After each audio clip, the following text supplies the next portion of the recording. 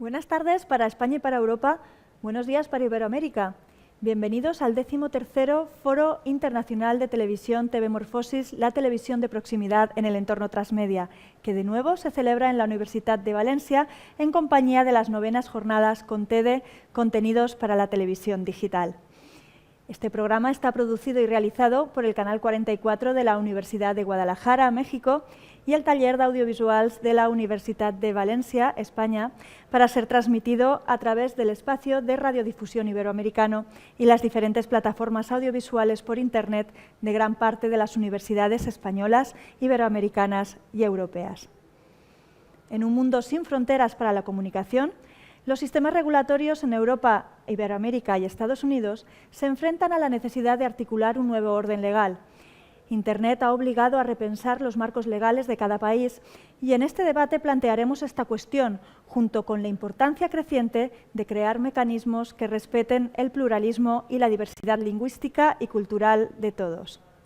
Para discutir sobre diversidad cultural y sistemas de regulación, nos acompañan esta tarde Ángel García Castillejo, de MEL Abogados. Buenas tardes. Buenas tardes. Andrés Boix, de la Universitat de Valencia.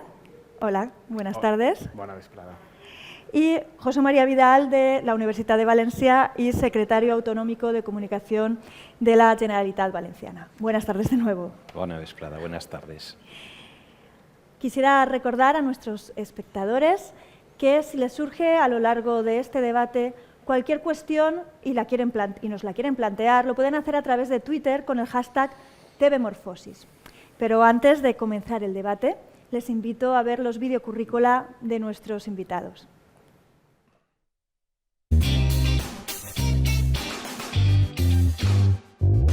Ángel García Castillejo es abogado y profesor en la Universidad Carlos III de Madrid y en la Universidad Ramon Llull de Barcelona. A lo largo de su trayectoria profesional ha desempeñado distintos cargos en el ámbito de la comunicación y en el mercado de las telecomunicaciones.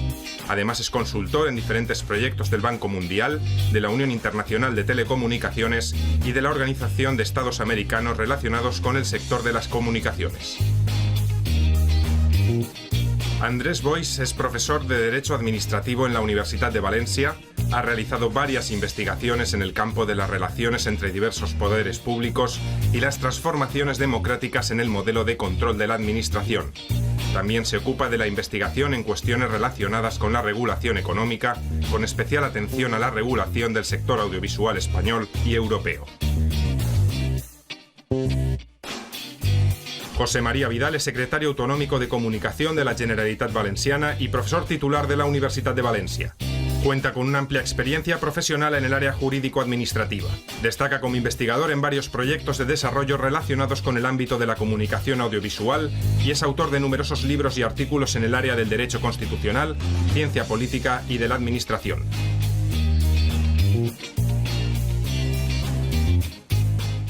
Bueno, ya les conocemos un poquito mejor. Vamos a dar inicio al debate.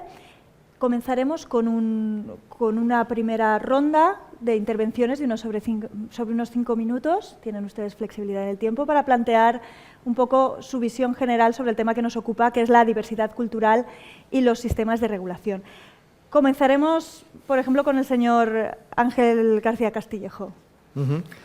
Sí, cuando uno se plantea un debate, ¿no?, en relación con la pluralidad, la diversidad, las medidas frente a la concentración en ámbitos tan sensibles como los medios de comunicación, para favorecer la diversidad en un ecosistema tan sensible que, si me lo permiten, es una característica esencial de la propia idea de democracia, el cómo disponer de multitud de voces, de multitud de fuentes informativas, comunicacionales, que permitan al conjunto de la ciudadanía el recibir, el tener una visión diferenciada, plural, de opiniones e informaciones que le posibiliten generar su propia opinión, que en una sociedad democrática cada ciertos años, en el caso español últimamente cada pocos meses, ¿no?, tener esa posibilidad de introducir una papeleta en una urna y configurar la opinión pública, que es tanto como el dar soporte a la idea de soberanía popular en un sistema democrático.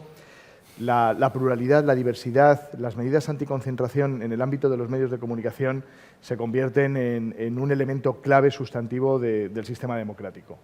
Por lo tanto, ya desde los antecedentes y lo relevante, ¿no?, de lo que fue en su día el informe McBride, elaborado, ¿no?, en el contexto de la UNESCO, hasta el día de hoy, no solo en los entornos internacionales, no solo en ámbitos como la propia UNESCO, Naciones Unidas, el Consejo de Europa o las instituciones comunitarias, las instituciones de la Unión Europea, se ha ido generando, se ha ido forjando cada vez más una conciencia clara, muy precisa, sobre la importancia sustantiva de todo lo referido o todo lo relativo a la importancia de la pluralidad en el sistema de medios de comunicación para garantizar democracias maduras.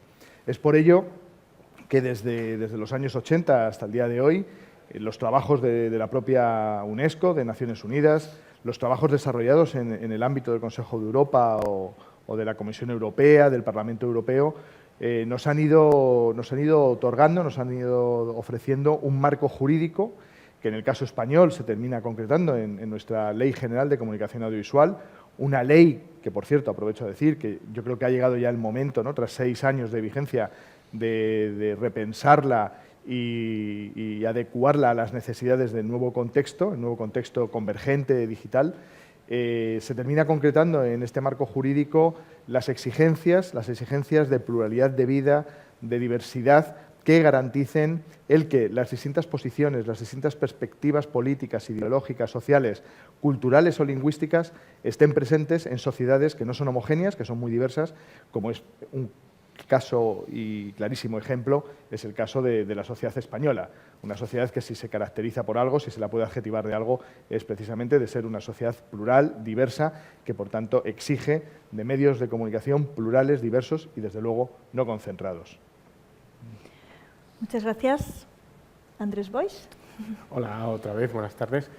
Bueno, yo en esta introducción inicial al tema quería centrarme en 2 cuestiones que creo que son importantes para entender el problema al que se enfrenta en el futuro la regulación audiovisual a la hora de tratar y, por así decirlo, proteger o promocionar ciertas identidades culturales. Y es analizar, en primer lugar, cómo se había venido haciendo hasta ahora y en segundo lugar, que ha entrado en crisis, ¿no? Entonces, muy rápidamente, si echamos la vista atrás, nos damos cuenta de que la forma en la que las sociedades, por decirlo así, protegían, mostraban, fomentaban y también trataban de enseñar al mundo su identidad cultural por medio de la producción audiovisual, se basaba esencialmente en el control estricto por parte del sector público de los medios audiovisuales, en un contexto en el que no había competencia, en una primera fase.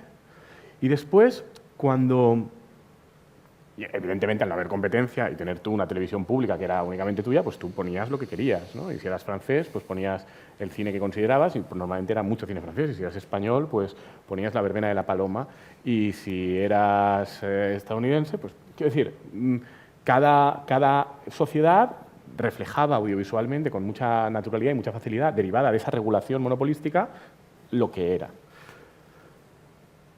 En un segundo momento, cuando se introduce competencia, el mercado se hace no solo más global, sino también más complicado, y las televisiones públicas pasan a estar a la defensiva. Entonces ya no solo tienen que atender las necesidades o gustos de quien hace una programación pensando en muchos elementos, pero también puede pensar y puede dedicar una importancia a la construcción, difusión y fomento de esa identidad nacional o de esos rasgos culturales, sino que tienen que competir, y al tener que competir, eso te lleva a que normalmente los productos que son mejores o que sin serlo gustan más a la audiencia o que conectan mejor con cierto momento histórico o que simplemente van en una corriente que les beneficia, como a lo mejor son los productos audiovisuales anglosajones en estos momentos, pues tienen más audiencia. Y como tienen más audiencia, son los que ponen mayoritariamente las televisiones privadas y entonces las televisiones públicas están a la defensiva. Entonces aquí llegamos al segundo momento de reacción regulativa que básicamente se orienta a decir, bueno, me parece muy bien, usted hace esto, pero si usted quiere emitir en mi territorio, tiene que cumplir con una serie de obligaciones. En primer lugar, obligaciones de financiar productos audiovisuales, normalmente cinematográficos propios, y en segundo lugar, vamos a imponerle unas cuotas mínimas de emisión, que es lo que tenemos a día de hoy cuando en nuestras televisiones apretamos con el mando el botoncito que nos lleva a lo que es la parte de nuestra televisión que nos emite todavía la televisión un poco, por así decirlo, de toda la vida, ¿no? con unos señores que emiten en una programación en cadena, en unas determinadas horas, y entonces ahí te aparecen las cuotas. Entonces, por eso, en las televisiones, tanto públicas como privadas españolas, que a estos efectos se diferencian bastante poco, porque la regulación se impone por igual a ambas, pues vemos cine europeo y también cine español. Pero claro, ahora en la televisión, en el otro botoncito del mando, ¿no?, tenemos plataformas de cable, tenemos acceso directo a YouTube, tenemos Smart TV, tenemos plataformas como Netflix, que ha desembarcado en España hace poco y está haciendo furor, o directamente tenemos la posibilidad de consumir cosas que uno va buscando por ahí, va adquiriendo, va comprando, también va pirateando. Y aquí no hay regulación que valga, no hay cuotas que valgan, sino que es pura y duramente el mercado. Bueno, pues esto nos obliga a pensar en un futuro que quizás para toda la población tarde todavía a lo mejor una década en llegar, pero que para la población más joven está ya ahí, donde los referentes culturales ahora se construyen a partir de una estructura totalmente distinta, se construyen a partir de esas dinámicas del mercado, de las olas, de lo que está de moda, de lo que gusta, mejor o peor, que no tiene por qué respetar esa identidad cultural o esos rasgos. Lo cual plantea problemas, por ejemplo, para las comunidades que tienen una lengua no particularmente grande, ¿no?, con pocos hablantes.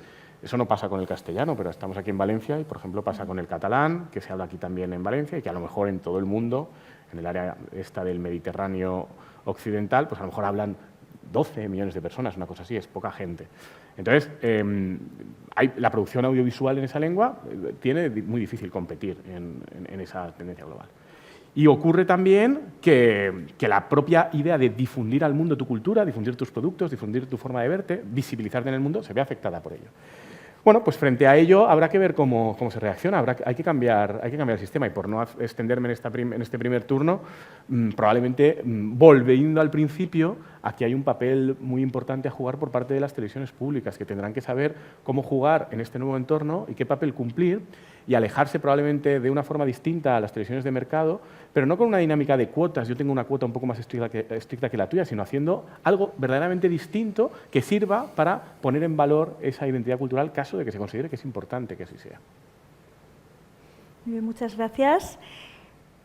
Don José María Vidal, si es tan amable. Sí, bien, en este debate sobre diversidad cultural y sistemas de regulación, efectivamente yo creo que el profesor Boix entraba en la línea de reflexión, la evolución que ha habido en el marco regulatorio desde una facilidad que se tenía desde televisiones públicas a programar y hacer una televisión conforme a unos criterios culturales que le eran propios, a ese paso intermedio con la aparición de las televisiones privadas, un marco regulatorio donde la ley establece ciertos condicionantes, partiendo de la Directiva de Televisión Sin Fronteras y con el marco regulador de cada país en Europa, pero claro, ahora nos enfrentamos a otro reto muy superior, a un reto ya transmedia, a un reto donde el público joven se va directamente a otro tipo de productos y eso nos lleva a una pregunta evidente. ¿Una sociedad puede subsistir hoy en día en un mundo globalizado, en la sociedad de la comunicación global, una identidad cultural y lingüística propia de 5, de 12 millones de personas?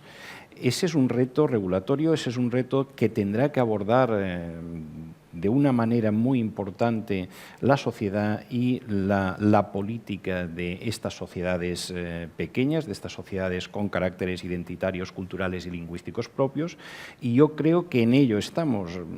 Aquí, y yo lo iba a exponer, no es el momento, después entramos en ello, pero puede ser un banco de pruebas importante la Comunidad Valenciana, donde hemos visto lo que ha ocurrido, donde han desaparecido de golpe estos medios de comunicación propios que mantenían esta edad, que por lo menos tenían desde el ámbito público, incluso desde el privado, tenían un marco, un espacio audiovisual concreto.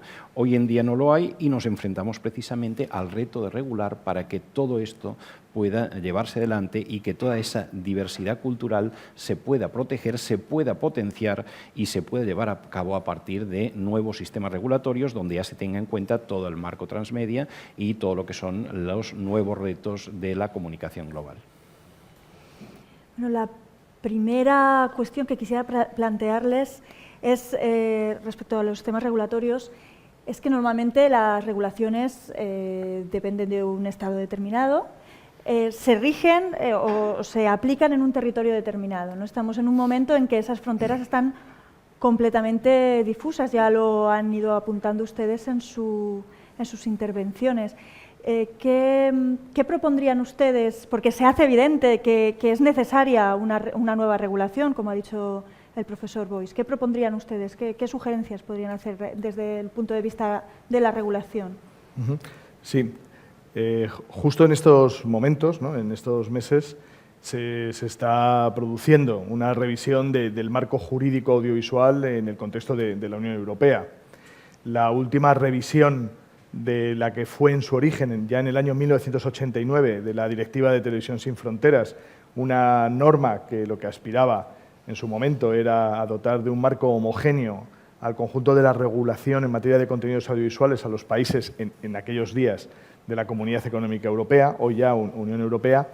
Desde el año 1989 se experimentaron diversas reformas, una primera en el año 97 y la última en el año 2007, o sea, hace ya 9 años.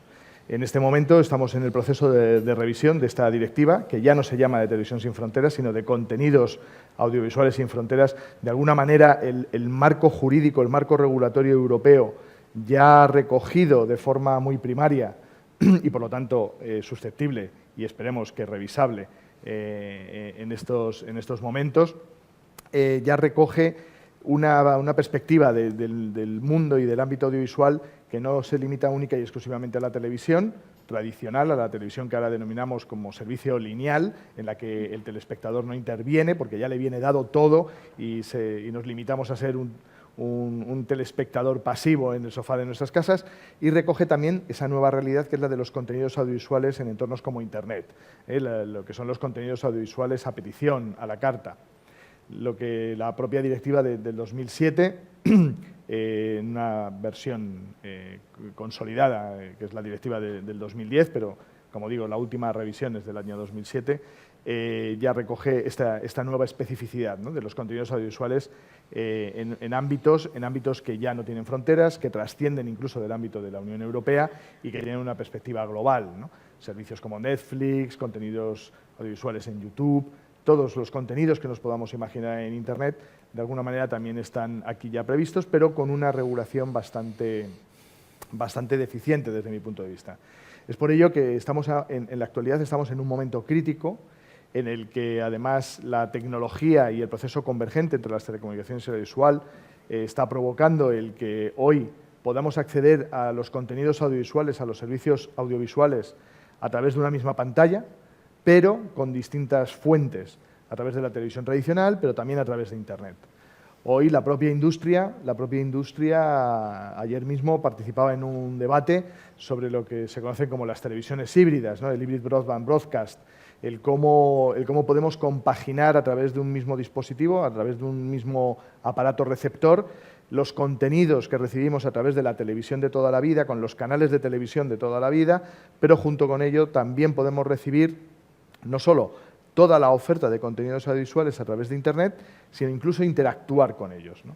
Por lo tanto, estamos en un nuevo entorno que ha roto absolutamente los mercados nacionales, incluso los mercados continentales, como es el caso europeo, y ya estamos en un escenario que es global. Es aquí donde entornos locales, entornos culturales o lingüísticos específicos, desde mi punto de vista, ganan en importancia.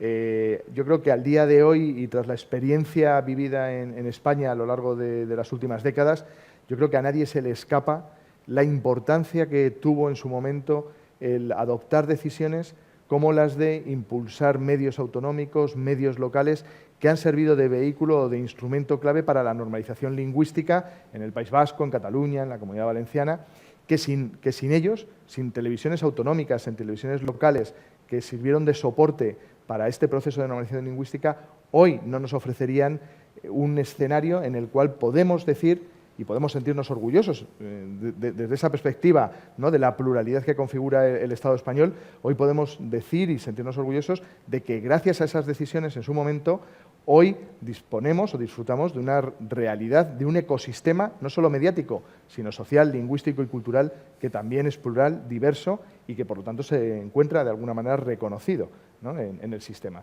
Es en esta línea donde yo creo que es donde debemos de actuar y conjugar las necesidades de defensa y de promoción de las identidades culturales, lingüísticas de cada una de nuestras comunidades en el contexto que cada vez es más transnacional, más global, ¿no? Usted mismo ha comentado de las grandes plataformas, ¿no?, de Netflix o YouTube. ¿No entra un poco estos grandes monopolios en conflicto con la afirmación que ha hecho usted al principio de la diversidad está a la base de la democracia, ¿no? Es aquí donde yo creo que tenemos ejemplos en el ámbito del derecho comparado, ¿no?, en el ámbito legislativo comparado, que son de especial interés. Productos, servicios, ¿no?, como los disponibles en Internet, como es el caso de Netflix, ¿no? Un servicio a los que denominamos over the top, que van sobre la red, que discurren por la red sin necesidad de ser contratado específicamente a través de un operador de telecomunicaciones o mediante una plataforma de televisión de pago, sino que directamente podemos contratar directamente con ellos. En determinados países, como por ejemplo es el caso de Brasil, ofertas, plataformas como las de Netflix han tenido que adaptar su producción para entrar en el mercado brasileño cumpliendo con la normativa y la legislación brasileña que exige a plataformas over the top, como es el caso de Netflix, a producir contenidos, en este caso nacionales, brasileños, que reconocen y que recogen la identidad y las peculiaridades de la sociedad brasileña dentro de la oferta de Netflix. Por lo tanto, nos encontramos en un escenario que, desde mi punto de vista, podríamos de alguna manera plantearlo en una dualidad. O adoptamos estrategias de entreguismo no solo mediático, sino también cultural a estos entornos multinacionales, o, por contra, nos preocupamos y promovemos normativas y marcos jurídicos que obliguen a estos nuevos operadores, a estos nuevos prestadores de servicios que de alguna manera trascienden de las fronteras, no solo de España, no solo de una comunidad autónoma, sino, en nuestro caso, incluso de la Unión Europea, imponiéndoles obligaciones de promoción, respeto y desarrollo de contenidos adecuados, adaptados, producidos, promovidos desde cada uno de los mercados locales, regionales o nacionales. Por lo tanto, o adoptamos una estrategia u otra, pero lo que sí que, al menos desde mi punto de vista, es claro, es que en un supuesto podemos llegar a un escenario de encefalograma plano y de eliminación de la diversidad mediática, cultural y lingüística, o, por contra, si promovemos legislaciones favorecedoras y protectoras de nuestras diversidades lingüísticas y culturales, nos encontraremos con un mantenimiento, desarrollo y promoción de la diversidad de vida, ¿no?, en una sociedad democrática como las nuestras. Yo soy algo menos optimista, ¿no? Yo no soy optimista, me considero exigente en este sentido, ¿eh? No, pero soy algo menos optimista porque me da la sensación de que estamos demasiado acostumbrados en Europa y en España también a esta regulación, la voy a llamar proteccionista porque lo es, y me da la sensación de que va a ser cada vez más difícil que funcione, que sea eficaz. Es decir, en materia audiovisual, Europa, y en concreto España, ha asumido una posición subordinada, una posición de inferioridad respecto de su capacidad para crear productos audiovisuales atractivos y ha optado por protegerse por medio de cuotas, por medio de obligaciones para los que emiten aquí, etcétera, etcétera, etcétera. Eso se puede seguir intentando. Es decir, se puede hacer lo que acabas de poner como ejemplo, ¿no? En Brasil se puede decir, no, mire, usted Netflix quiere venir a Brasil, pues me tiene que poner en su catálogo un porcentaje tan X de series brasileñas. Incluso le puede obligar a hacer producción propia, pero bueno, claro, evidentemente dentro de un orden, porque también en ese caso Netflix te puede acabar diciendo, pues mire, yo no voy, no se preocupe, que ya la gente se acabará apañando y me encontrará igualmente o encontrará estos productos. Pero bueno, puedes intentar hacer eso, ¿no? Netflix, por ejemplo, acaba de anunciar también que produce la primera serie en Francia, ¿no? Que ha producido una serie sobre Marsella. Esto es un shock cultural para los españoles, ¿no? Porque se hacen series que no están en París. En España todas las series pasan en Madrid, ¿no? Y esto que Francia es un país más centralista, ¿no? Pero en España todo es en Madrid, es una cosa muy curiosa. Pues el Ministerio del Tiempo, hay no sé cuántas series de detectives de época, todas en Madrid. El 400 no era Madrid capital de España. No, por eso no. Es todo muy peculiar. Ni crónicas de un pueblo. Claro, entonces pero que se puede hacer. La cuestión es, ¿tiene futuro eso? Es decir, con el tipo de consumo audiovisual que se hace ahora, con cómo consume la gente joven, con cómo previsiblemente se va a consumir, da igual que esté la oferta ahí en Netflix, que la mitad de la oferta que te ofrezca Netflix, la mitad de la oferta que tengas en Internet sea de producto audiovisual de aquí. Si la gente, bueno, puedes intentar obligarle a que, oiga, usted solo puede desbloquear una serie americana por cada serie brasileña que previamente haya desbloqueado. Pero claro, no es muy presentable. Entonces, o compites en calidad y ofreces algo atractivo, o yo creo que, sinceramente, el sector audiovisual europeo lo va a pasar muy mal. Y ya no hablemos de por dónde vienen los tiros regulatorios futuros. Es decir, de momento, el primer embate del famoso tratado TTIP, del que se empieza a hablar en España con 3 años de retraso respecto a Europa, pero ya se habla, ¿no? Pero el primer embate regulatorio en el TTIP se ha salvado, pero esto volverá, y volverá una pretensión desde Estados Unidos de liberalizar esto, y la Unión Europea no es que sea un valladar muy eficaz. Entonces, hay que asumir que tarde o temprano se va a jugar en ese entorno, y en ese entorno hay que jugar y hay que competir, y hay que hacerlo intentando poner en valor esa identidad propia, y yo creo que habría que ir asumiendo que esto de las cuotas va a servir durante un tiempo, pero se va a acabar. Y a partir de ahí hay una cosa en la que sí que estoy muy de acuerdo contigo, que es que la proximidad es un valor en el mercado. Porque igual que yo estoy harto de ver series de Madrid, ¿no? También estoy harto de ver series de Nueva York. Aunque bueno, a los americanos les pasa lo mismo, que no pasan todas en Nueva York. Es que esto de que pase todo en Madrid es muy español. No, efectivamente, yo creo que no es un problema solo de regulación. Es un problema de regulación y ahí tiene que ayudarse cuando estamos jugando a televisión herciana, televisión en movilidad, televisión en red, televisión a petición. Está claro que el consumidor, por más leyes que pongas, va a consumir aquello a lo que más o menos esté encaminado. Ahí el juego, yo creo que se ha apuntado antes, es un juego de televisión pública, televisión privada, ver cómo se aborda la posición, el posicionamiento y los contenidos de las televisiones públicas. Es importante que las televisiones públicas se replanteen su papel en muchos casos. Quizá la televisión pública tiene que ser una televisión muy atractiva, pero con una generación de contenidos distinta a las televisiones privadas y con una defensa también de un sistema de televisión pública de valores, de rasgos identitarios, de contenidos de proximidad. En esa línea yo creo que es importante, por ejemplo, ya no solo trabajar en televisión pública, trabajar en el sentido de trabajar y preparar televisión pública, sino trabajar en generar los contenidos para que esos contenidos de la televisión pública sean contenidos de proximidad. Acostumbrar a los usuarios de las televisiones a que vean, que sientan la necesidad de consumos de televisión de proximidad, tanto en contenidos como en información. Claro, ¿qué hace falta para eso? Generar tu propio espacio audiovisual. Es necesario generar que cada uno se sienta miembro de esa comunidad vertebrada, de esa identidad cultural, de esa identidad lingüística. Ese apego va a favorecer el consumo de estos contenidos, pero tú para ello tienes que propiciar también la generación de unos contenidos que no es la simple compra de material de fuera con contenidos de New York, de Madrid, de París, sino los propios de aquí, hechos aquí y por gente de aquí. Esto creo que es un punto importante. Por tanto, televisión pública, necesidad de generar contenidos y que el consumo vaya directo a estos contenidos de proximidad y además jugar con otros derechos, ya no solo el derecho al libre comercio, a los tratados que nos van a imponer, sino que hasta ahora siempre hemos abordado en el ámbito de los medios de comunicación el derecho de la información, incluso llamamos el derecho a la comunicación. Este derecho tiene que abordarse desde el derecho a la cultura a través de la comunicación, desde el derecho a la educación a través de la comunicación, desde el derecho a lo que pueda ser la lengua a través de la comunicación. Por tanto, hay que ampliar el marco de derechos, hay que ampliar en ese nuevo marco regulatorio esos derechos que tienen los ciudadanos, no solo a informarse, sino a consumir cultura, a consumir educación, a consumir lengua.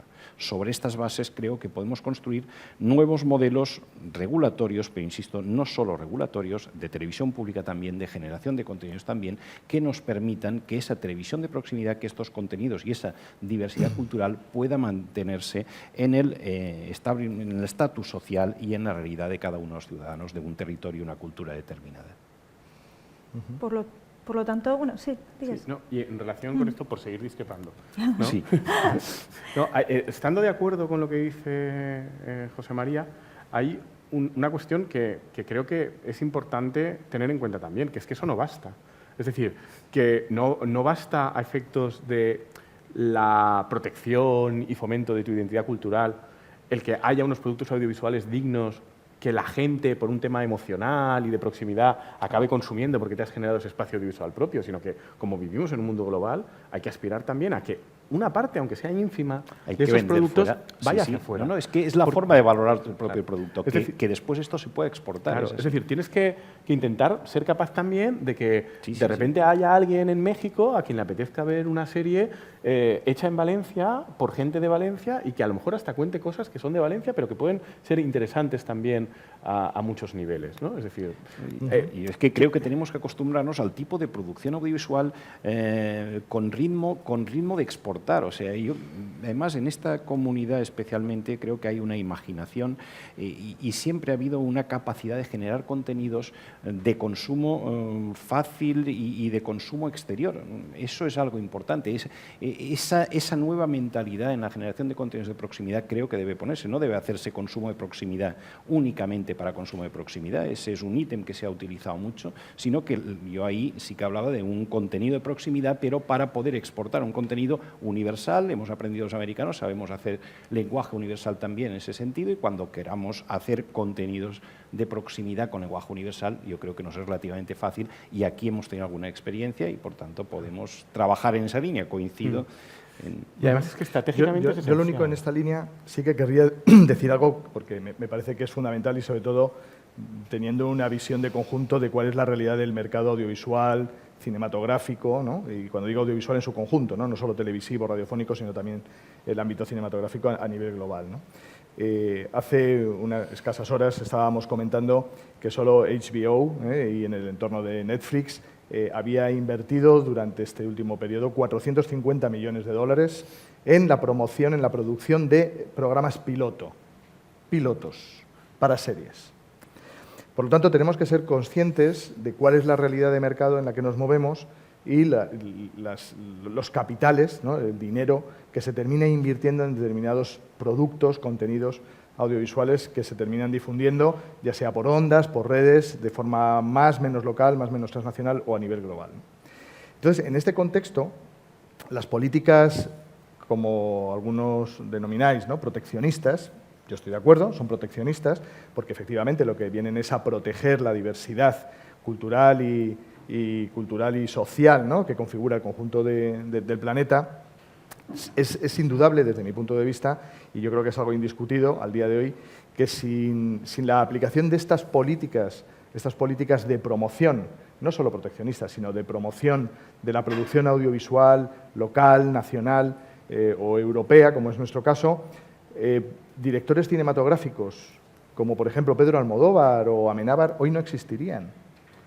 Les conocerían sus padres, por sus apellidos y por el hecho de la filiación, pero no serían hoy directores cinematográficos de éxito porque ni siquiera hubieran podido llegar a haber producido su primera película, porque no hubiera habido una televisión que, derivado precisamente de las obligaciones impuestas legalmente de dedicar un determinado porcentaje de la facturación bruta de cada una de esas televisiones en producción cinematográfica, en producción audiovisual nacional europea, esas películas nunca se hubieran llegado a producir.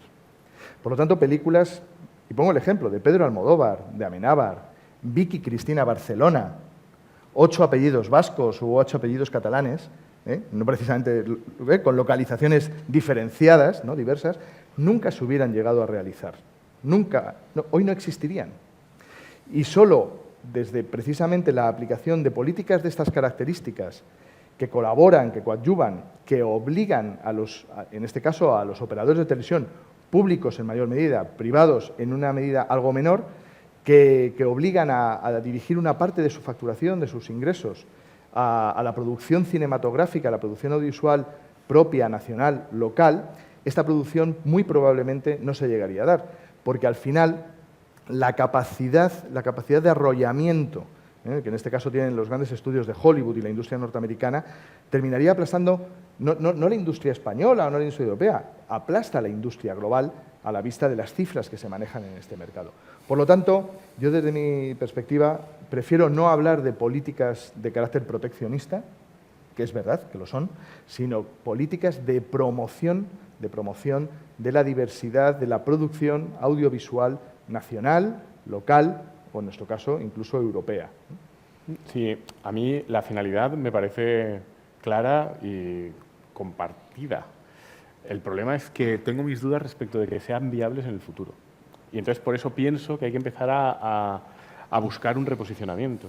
Aquí la cuestión es ofrecer alternativas concretas, ¿no? Porque es verdad que nos podríamos mover en un mundo, bueno, pues, ideológico, ¿no? o de las ideas, pero que en este ámbito concreto, y cuando nos guste más o menos, ¿no? De lo que estamos hablando es de industrias culturales. A lo que nos tenemos que enfrentar es al empuje, en este contexto y mercado global, nos tenemos que situar a la hora de cómo ofrecer alternativas viables desde un punto de vista económico, desde, en este caso, ¿no? las herramientas, las palancas que nos ofrece el Estado, ya sea a través de su intervención directa mediante los medios públicos, que lo deseable es que sean medios públicos profesionales, independientes y sostenibles, y, por otro lado, el cómo articular herramientas, ¿no? mecanismos legales que coadyuven, que colaboren con el conjunto de la industria, en este caso local, nacional, a producir contenido local, contenido regional, contenido nacional o europeo, que nos permita, de alguna manera, el garantizar la presencia en nuestras pantallas, en nuestras multipantallas, presencia de contenidos diferenciados, distintos a los que nos ofrece la industria norteamericana. Bueno, ahora es una ocasión quizás una ocasión de oro en el caso de Radio Televisión Valenciana, ¿no? Estamos en un pleno proceso de relanzamiento, de renacimiento, habría muchas maneras de definirlo, de la nueva televisión valenciana que estamos hablando, que es una televisión de proximidad que lleva aproximadamente 3 años sin emitir, y que realmente en 3 años han pasado muchas cosas, ¿no? Y el sistema audiovisual, lo estamos viendo en estas jornadas TV Morfosis, pero ya en las anteriores también fue así. El sistema audiovisual está completamente revolucionado con la introducción con la digitalización, ¿no? y el impacto de Internet. Que desde este punto de vista, desde este cambio de contexto, desde esta situación de nueva oportunidad, ¿cómo se están ustedes planteando? Le realizo la pregunta directa al señor Vidal, este renacimiento, este nuevo lanzamiento de Radio Televisión Valenciana. Sí, es evidente que Radio Televisión Valenciana en su momento era una televisión ya con poco apego social, era una televisión que arrastraba ciertos problemas y un gran déficit. Y en estos momentos, lógicamente, a la hora de plantearte la necesidad, yo creo que es una necesidad, no solo una necesidad, lo he dicho antes, es un derecho de los ciudadanos de la Comunidad Valenciana a tener sus medios de comunicación que puedan reflejar su cultura, su lengua, etcétera. A la hora de planteártelo, no obstante, tienes que avanzar en un modelo distinto. Estamos en este modelo transmedia. Radio Televisión Valenciana no puede ser, o sería un error que fuese el mismo modelo que se cerró conforme a los parámetros en los que se cerró, y además también sería un error hacer un nuevo modelo de Radio Televisión Valenciana desligado del conjunto del sector audiovisual de la Comunidad Valenciana. Es muy claro que para defenderse un elemento más que pondría en el debate, para defenderse o para participar en este modelo de futuro de las televisiones, se necesita conjugar sinergias de todos los medios de comunicación del mismo espacio audiovisual. Por lo tanto, no solo en Radio Televisión Valenciana, estamos actuando en toda la consolidación de la seguridad jurídica y adjudicación de las TDTs en el ámbito de la Comunidad Valenciana. Por lo tanto, tenemos un marco ya concreto, también con la FM esperemos que pase igual. Yo espero que en un futuro el nuevo modelo de Radio Televisión Valenciana no esté de espaldas a las TDTs y a las FMs que actúan en la Comunidad Valenciana. Creo que debe haber un modelo integrado en red donde unas y otras puedan colaborar en generación de contenidos, en generación de información y en actuaciones conjuntas. Puede haber muchas sinergias, puede haber mucho valor añadido en esas sinergias. Por lo tanto, el modelo, primero, no es solo de la Radio Televisión Valenciana, sino que es del conjunto del sector audiovisual que opera en un ámbito cultural determinado. Y ese es un paso importantísimo ya para poder generarse.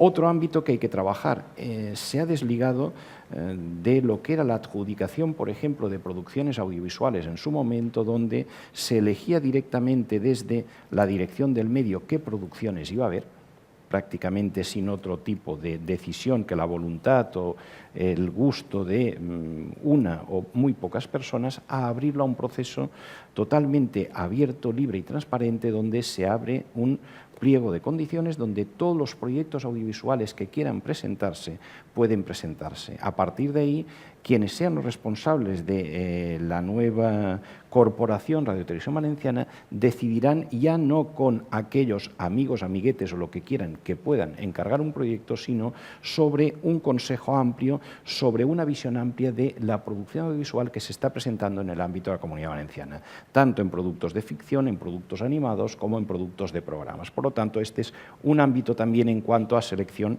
de contenidos importantes. Y, cómo no, un ámbito también en el que ya se está trabajando es en cuanto a la preparación de unos nuevos medios técnicos, ya no solo la difusión en HD, en estudios de multicontinuidad, sino también a través de MAM y otros sistemas donde ya se haga una producción integrada, donde, por ejemplo, antes Televisión Valenciana se trabajaba todo en base a cintas compartimentadas, además en departamentos, ahora sea un sistema integrado de generación de contenidos de manera totalmente nueva respecto de lo que había. Por lo tanto, son estos y otros muchos elementos que pueden haber ahí, ligados ya a esta protección de derechos, que después puede haber un consejo audiovisual, etcétera, etcétera, que participan en la generación de un nuevo modelo que yo creo y espero de verdad que no tenga mucho que ver con el anterior, sino que sea un modelo, mirando a futuro, un modelo donde en realidad lo que se busque es un servicio a los ciudadanos. ¿Problemas que hay? Es evidente. No estamos en esta comunidad, no está España tampoco en un momento boyante, hay una crisis, hay unos problemas presupuestarios evidentes y, además de todo eso, eso puede ser un acicate el que eso se tendrá que hacer con muy poco dinero. Estamos hablando de presupuestos que tienen que ver un tercio de lo que podían disponerse o menos de lo que podían disponerse en los últimos años en Radio Televisión Valenciana. Por lo tanto, el juego y la agilidad y la necesidad de trabajar más y mejor es evidente. Bien. Nuestros espectadores han lanzado cuestiones a través de Twitter. Por ejemplo, Joana SW dice: la televisión de proximidad debe de ser monolingüe o multilingüe. ¿Cómo protegemos las lenguas minoritarias? Si me permites, por seguir, en el nuevo modelo de Radio Televisión Valenciana esto se ha resuelto de una manera muy clara. Será emisión en valenciano, multilingüe, todo en castellano, toda producción audiovisual después, castellano o inglés o versión original. Por lo tanto, idioma el propio, y hoy en día no tenemos problemas en toda la producción audiovisual que pueda estar en idioma original y en el otro idioma que pueda ser cooficial en un determinado territorio. Sí, la tecnología digital y las posibilidades de compresión de señal, ¿no?, que nos ofrece la tecnología digital para entornos como la televisión o la difusión en streaming de contenidos, entre otras cosas, lo que nos posibilita es el poder jugar con distintas bandas sonoras, ¿no?, cosa que en el ámbito analógico era mucho más complejo, ¿no?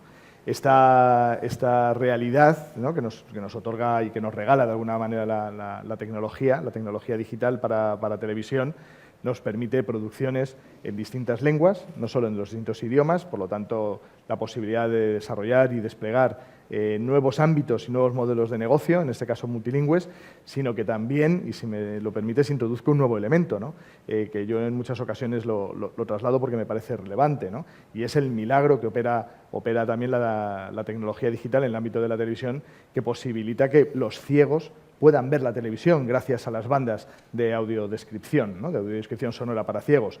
Con lo cual, las posibilidades son inmensas y, desde luego, las capacidades de la televisión y la televisión digital en el ámbito del multilingüismo, al día de hoy lo que nos ofrece es un entorno en el que no hay elementos o no hay freno a la posibilidad de ofrecer una programación que, siendo un contenido visual idéntico, pueda ofrecer una perspectiva multilingüe sin ningún problema.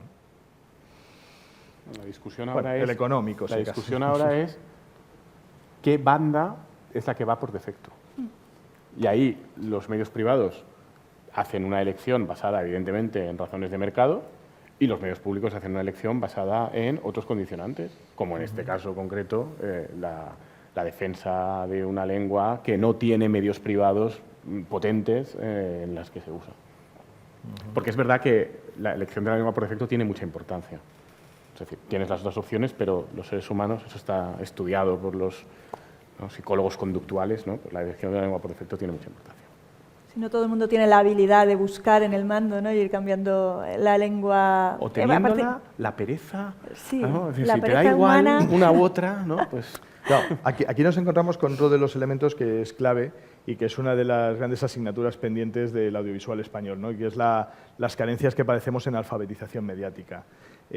Una sociedad que no está educada, en este caso, que no ha tenido la posibilidad de aprender en la escuela, en el ámbito formativo, el poder elegir, por ejemplo, algo tan sencillo como en el menú del mando a distancia, si quieres oír una banda sonora u otra, difícilmente va a poder ejercer ese derecho que como ciudadano, como telespectador, se le puede ofrecer técnicamente, ¿no? Por lo tanto, aprovecho para plantear que uno de los retos que seguimos teniendo pendientes es precisamente el del desarrollo de la alfabetización mediática en el currícula, en el ámbito educativo español, ¿no? Muy bien, nos queda muy poquito, pero creo que para un tuit más de Nicolás Mladini, que es miembro de, bueno, también participará en un próximo panel. Pregunta, les pido que sean breves, nos quedan unos 6 minutillos. ¿Cómo se puede competir en el mercado global con la industria audiovisual norteamericana? Esa es la pregunta del millón, quizás, ¿no? si lo supiéramos, también nos David ganó a contratarían. Goliat en su momento, ¿no? Según cuentan. Yo creo que en eso pues hay que tener imaginación, igual que hay que tener imaginación como para construir toda una falla, quemarla y quedarte ahí. De alguna manera es importante, yo creo que en el futuro no importará tanto la cuantía económica como la capacidad, la iniciativa y la imaginación. Ahí será mucho más importante el ser capaces de sacar productos nuevos, de sacar productos atractivos. Hay producciones que han triunfado y no necesariamente las más caras, y en un mundo globalizado será más fácil triunfar con una buena idea, más que con mucho dinero. Hay muchas grandes producciones que se han estrellado, se seguirán estrellando, y en cambio las pequeñas producciones podrán tener una proyección quizá más fuerte en una sociedad globalizada y a través de unos medios como los que estamos jugando. O sea, yo creo que hay muchísimas dificultades, prácticamente tienes todo en contra y tienes una pequeña ventaja. La pequeña ventaja es que el desprecio del grande hacia lo pequeño hace que te deje un campo de actuación mínimo a partir del cual tú puedes empezar a construir unos cimientos mínimos, ¿no? Esto se ve muy claramente aquí en nuestro entorno comunicativo, porque las grandes majors norteamericanas, las grandes cadenas y los nuevos productos desprecian olímpicamente esto, pero también lo desprecia hasta Televisión Española. Entonces hay un espacio, ¿no?, aquí donde hacer información de proximidad, productos audiovisuales de proximidad, por definición te vas a llevar a todo ese público porque nadie está compitiendo contigo. Y eso ya te permite tener una estructura mínima. Y a partir de ahí, todo lo demás son inconvenientes. Y tienes que intentar luchar con eso. La ventaja que tienes es que si logras éxito una vez y logras meter un producto una vez, pues ya es muchísimo, porque hasta ahora no lo hemos hecho nunca. Solo puedes ganar, ¿no? Porque perder ya vas perdiendo siempre. La cuestión, y yo creo que ese es el kit, ¿no?, es la capacidad de fomentar la creatividad, que en el caso de nuestro país yo creo que es innata. O sea, yo creo que nadie discute que en el caso español o en el caso concreto de la Comunidad Valenciana o de cualquier otra comunidad autónoma, creatividad nos sobra, o sea, la tenemos. En el ámbito audiovisual, lo relevante es cómo convertir esa creatividad, que somos conscientes de que está presente en nuestros entornos, el cómo trasladarlo al ámbito audiovisual y que esa creatividad sea de carácter global y no solo para producir productos de carácter muy local. En nuestro caso, somos capaces de producir contenidos de éxito, hacer producciones cinematográficas de éxito para el mercado español. Pero es verdad que la producción audiovisual española, si hay algo por lo que se caracteriza, por algo que se caracteriza, es esa dificultad que tiene de producir contenidos que tengan un carácter más global. Y esto ha sido una realidad a lo largo de las últimas décadas, pero también es verdad que tampoco ha habido un especial esfuerzo, ni por parte del Estado ni por parte del sector privado, a la hora de promocionar esa especial capacidad de crear contenidos con una perspectiva no solo dirigida al mercado nacional o al mercado local, sino que trascienda a otros mercados. Es una cuestión de esfuerzo inversor, un esfuerzo inversor que hasta la fecha en España no se ha producido.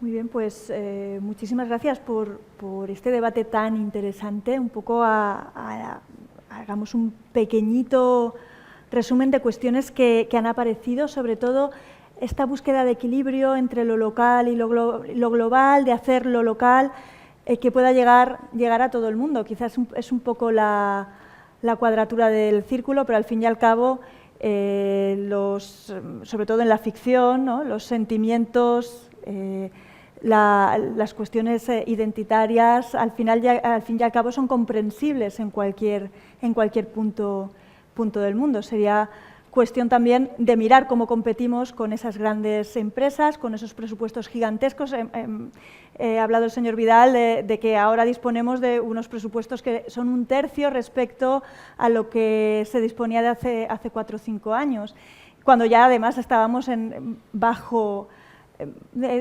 presupuestos respecto a las grandes producciones multinacionales. Se hace evidente que es necesaria una nueva regulación, hay que redefinir también qué entendemos por contenidos de proximidad, ya no solamente por una cuestión territorial, sino porque ahora ya se nos puede ver en cualquier punto del globo.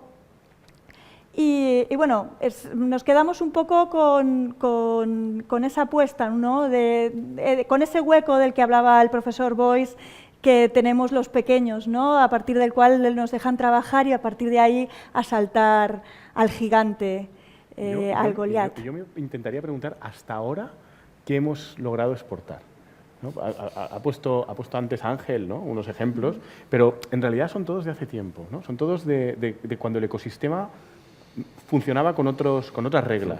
Últimamente, yo no sé, en los últimos años, y en materia audiovisual, televisiva estrictamente, yo creo que sobre todo es Los Serrano, ¿no?, lo que ha conseguido exportar España por ahí, y poco más. Y formatos, ¿no? España y la producción audiovisual, las productoras españolas han logrado exportar formatos, pero no desde luego el producto ya elaborado, ¿no?, a diferencia del mercado, de las productoras norteamericanas. Pero se me permiten una última reflexión, ¿no? En el caso de la radiotelevisión pública, cuando incluso desde los poderes públicos, ¿no?, se desprecian las capacidades que tiene la radiotelevisión pública, en este caso, para trasladar al mundo mundial, si se me permite, como yo soy de Carabanchel, igual que Manolito Gafotas, puedo hablar del mundo mundial, el poder trasladar al mundo mundial la posición de España, la perspectiva de España al exterior a través de nuestros canales internacionales, por parte del Estado esto siempre se ha despreciado. ¿Cómo? Restringiendo, limitando el presupuesto de la radiotelevisión pública. Si en el caso de cualquier radiotelevisión pública como la española se dispusiera no ya del presupuesto de la BBC británica, sino de esa voluntad, ¿no?, de un Estado, de una sociedad como la británica, de poner en el ámbito de la radiotelevisión pública un esfuerzo económico que se concreta en una imagen, un canal, una perspectiva que trasciende tus fronteras, en ese momento podríamos decir, estamos promocionando, estamos fomentando, estamos desarrollando productos audiovisuales que van más allá de las fronteras de este país. De momento, esto no ha ocurrido. Yo en eso estoy totalmente de acuerdo. Es decir, o esto lo lidera la televisión pública o va a ser dificilísimo. Se nos ha acabado el tiempo. Muchísimas gracias por este debate tan interesante. Les esperamos, en 20 minutos con el debate hacia un nuevo modelo de televisiones autonómicas en España. Muchísimas gracias y hasta luego.